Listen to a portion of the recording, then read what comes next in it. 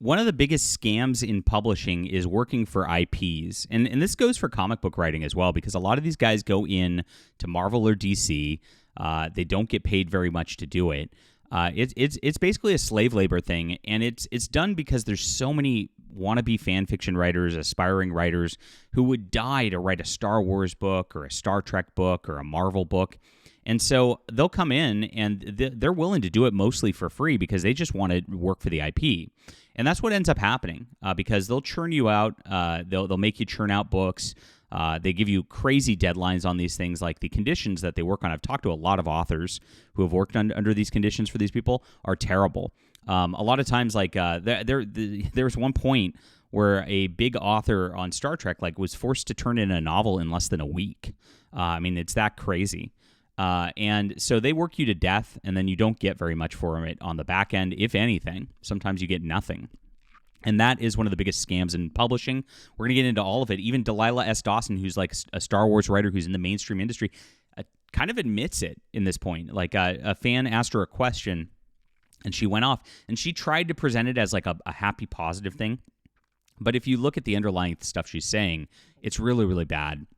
And then when you get into the way that a lot of these authors are treated afterwards or treated even in it, they don't get anything from working for these things. It's a giant scam, and we're going to call it out right here because that's what we do. We call out all the problems in science fiction and fantasy, and that goes from books, gamings, of course, movies, TV.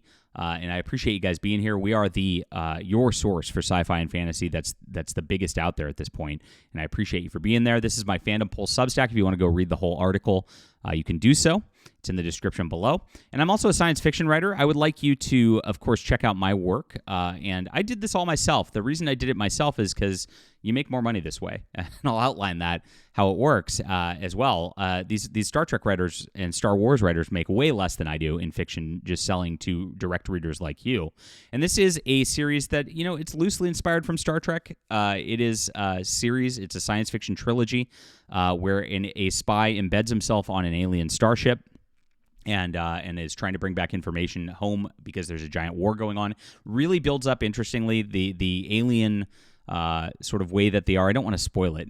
It really impacts things and blows up big in the 3 books. So I would like you to check this out. It's in the description below. You can get it on ebook, print, or audio. Grab the whole series. And I'm going to be writing a nice space exploration. Well, I already have. That it'll be coming out next year.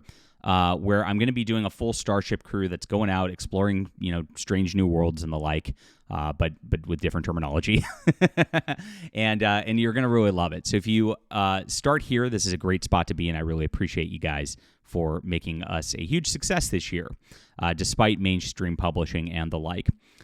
So one of the biggest traps for authors in science fiction and fantasy is IP tie-in work. The system is designed to use and spit out authors without them having much to show for their hard work, and now Star Wars author Delilah S. Dawson has posted an expose on how little reward there is for work for hire in publishing. So if you don't know, like Star Wars books and Star Trek books, and there's Marvel novels, there's BattleTech, Warhammer 40K, they're original stories set within these universes. Sometimes they have their own characters, which are not even featured in anything else, and these authors get next to nothing for it. It's called work for hire. So they sign a contract where, oh, cool, I get to write in Star Wars, and they might get paid a little upfront advance or not. It ranges anywhere from $0 to about $10,000 for if you're a top author, you might get $10,000. Like Delilah S. Dawson might get around that.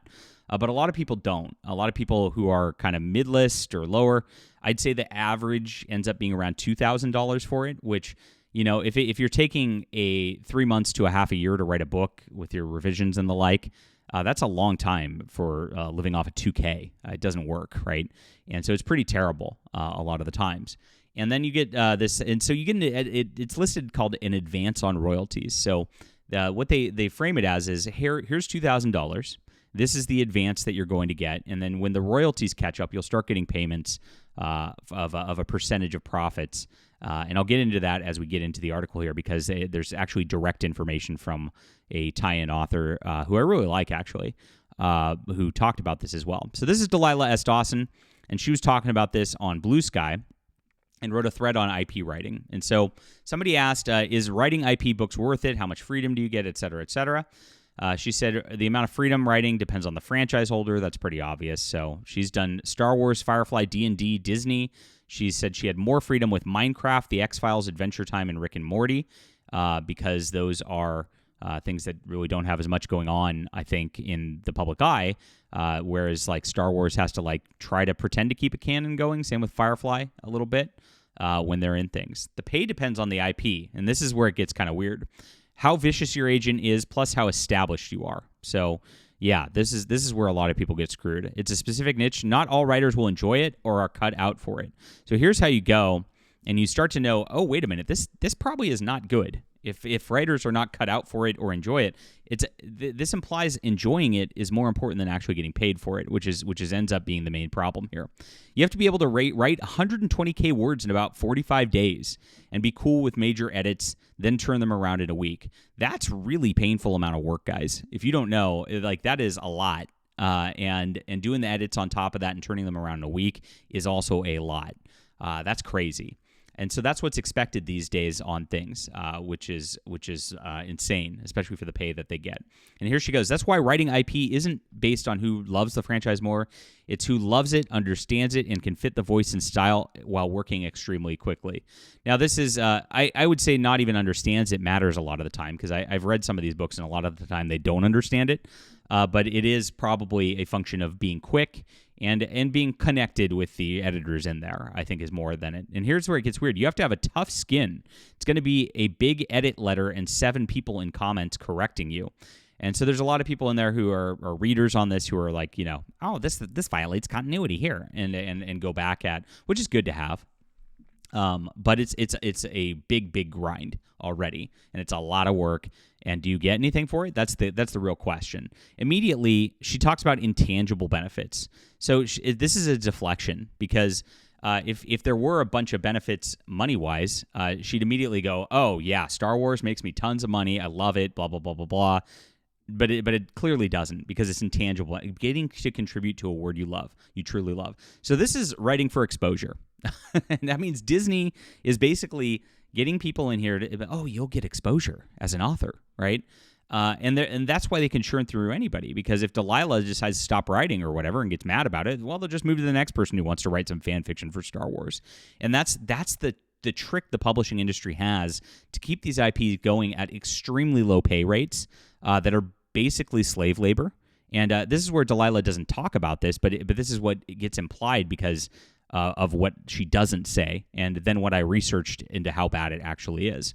I get emotional. You contribute to the lore, connect with other fans, impress your kid's family. A rare treat. It's a dream job. Dream jobs for me pay, so I don't understand that at all. But that's why we do things independently. And I don't know what Delilah S. Dawson might make a lot, or it might just be clout, and she might just be a clout-driven thing. I don't know.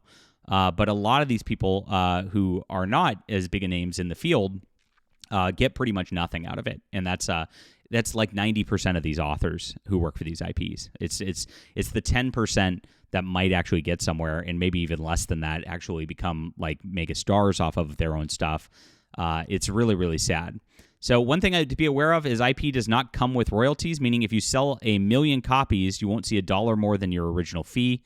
Some of it does. Oh, wow, that's interesting. So that implies Star Wars, because nothing else is going to sell that. You're a contract worker. They could make a shot-for-shot movie of Phasma. I would get 0.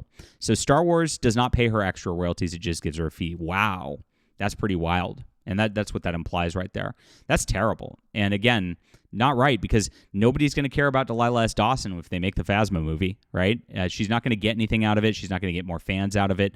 That's the real deal. So, and here it is. You get a lot of exposure to real readers. This is the admission. This is the mask off. That's it. You're on the New York Times list, which you can keep forever. So it's about clout. There may be chances to speak at Comic Cons, Galaxy's Edge openings at Disney. So yeah, it's all about a clout circuit where I was the Star Wars writer, and you get to go around and people get to think you're impressive. It's not about money. You're not making money at this stuff, and that's what she admits. So when I did more research into this, it is very much true. As I said, usually these authors get advances on their royalties to start, and that's the bulk of what they get paid. according to multiple authors. And sometimes they don't even get paid at all. I think if you get into books like Shadowrun, Battletech, some of those writers are probably getting zero advance stuff, and it's just royalties only. They're probably making less than $1,000 off of writing an entire novel. It's really crazy.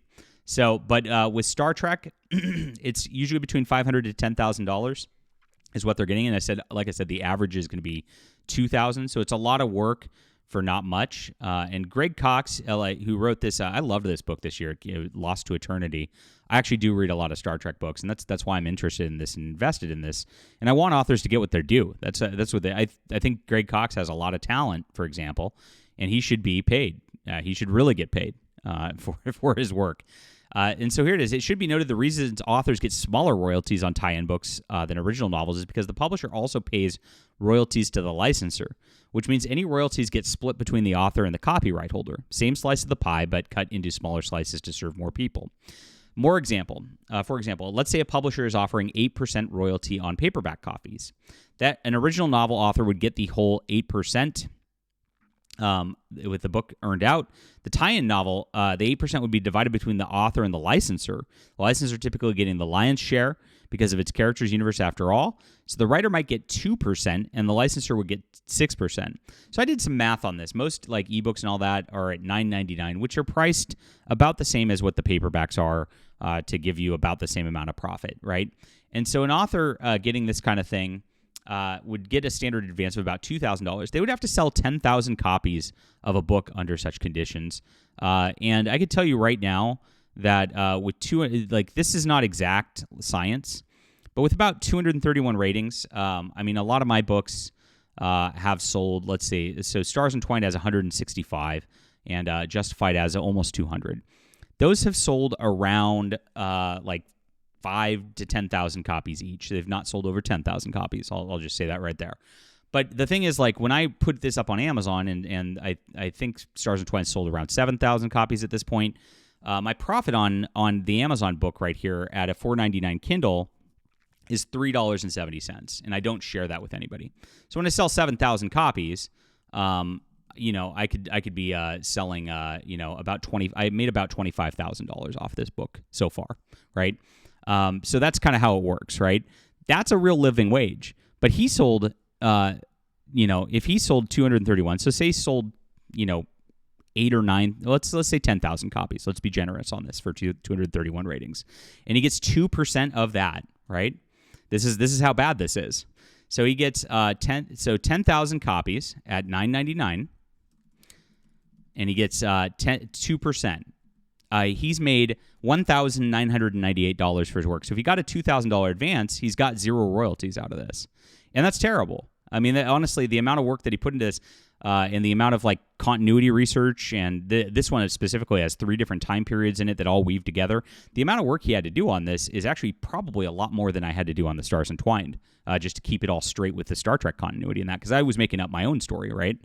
And so he's doing more work for about less than a tenth of the actual amount of money that's coming out here. That's crazy. Now, maybe Greg Cox made $5,000 as an advance on this, but still, it's if I'm making $25K on the Stars Entwined, that's not a good payoff right there, right? And so this is really, really sad. So it comes down to, well, is the exposure worth it, right? I mean, is the exposure a thing? And so Christopher L. Bennett's another Star Trek writer who I really like his work again. And he also says the bulk of our income's from advances, not later royalties, which means these are not paying out their advances. And so the royalties sort of thing is clearly a scam at this point. And the advance is worth less than it should be, obviously. Otherwise, it wouldn't be set up like this. They're set up so they don't have to do any accounting and don't have to ever pay royalties out because, are these books really going to sell 10, 20,000 copies to start that? No. And that's the thing. And then it's going to be done. And so that's the deal. So how does exposure work? Now, Christopher Bennett got a contract with Tor, and he did, I think, 1 or 2 books with them, and they did not do that well. He's now doing his own independent stuff, and unfortunately also not doing that well. Now, if you look at Patreon, he hawks his Patreon quite a bit, and he's got 35 members, and he posts very, very constantly. And so he's on, I believe, Blue Sky, Christopher L. Bennett, and let's see, he's got 700 followers on here. So this is what being a longtime Star Trek and Marvel writer has gotten him. Not very much exposure at all. Sure, they looked at the Star Trek book, but they don't come over typically to what you got here, which is what's absolutely crazy. And so you can see this right here. His book from Tor Books only has 42 ratings. So it's probably, again, just sold a lot less than, even what my Stars Entwined, which is not even close to my best-selling book, has sold. And so that's kind of crazy. And again, this looks like a pretty good cover. I actually bought this back in the day because I read Christopher's Star Trek books. I liked them, so I went to check it out. And I thought, oh, that's a pretty cool cover. And so I did check it out. But I'm a rare exception. I'm one of those guys who like really cares. And that's not the case with most science fiction readers who are reading IP brands. So as you can see, you don't get much exposure that matters. You don't get paid very much. You're working about a lot harder, and you're making a lot less money than a mid-list author, because I'm not like a huge author. I'm a mid-list author of the same sort of caliber. Absolutely crazy. No good. And sometimes these royalties don't even get paid out. So I did an expose for Blaine Pardo with Battletech as well, that he's suing Topps Corporation for breach of contract because they're not paying him royalties on his contract. Even though he's due them, they're not even paying. And this happened with Alan Dean Foster on Star Wars too, so don't think it's different with the bigger companies. He had to sue them and had to settle with Disney because Disney wasn't paying him the royalties due. So this is a huge scam, guys. This whole publishing industry is really just something that is taking advantage of people with these big IPs, taking advantage of fans specifically who love the work, who really would do anything to be a part of these things. And I'm so lucky because I actually submitted to Star Trek. I actually talked to Simon & Schuster back in the day. And I actually was paired up with a writer who worked on the actual show. And she had a pitch, which was talked about and actually got her in the door. And they didn't want to do that script, but they liked what she was doing, so they had her pitch something else, which then became another episode of Star Trek The Next Generation. And so I was going to team with her and co-write the novel adaptation of her script on this lost episode of Star Trek The Next Generation. I'm so glad I didn't have to go do that, because if I was under these conditions and like ended up in that whole system, I would not be making the money as an author I am today, and I lucked out. They liked the idea in person when I talked to them. The editor was all up on it, and then thankfully just stopped responding. Because gosh, what a sad life to be stuck in this little rut where you don't have your own fans and you have not much to show for it other than the fact that you get to say you worked on Star Wars or Star Trek or whatever. All right, here's my expose today, guys. The big deal.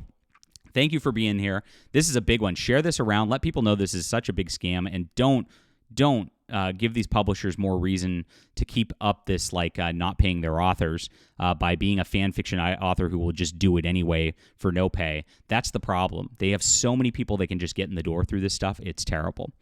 All right, hit the like and subscribe button. Leave a comment with what you think. And please check out my trilogy. The Stars Entwined starts here. And there's also 2 more books, The Stars Asunder and Stars Rejoined. It really builds up. I put in a really nice payoff at the very end that you're going to love. And we'll be writing more in this universe next year.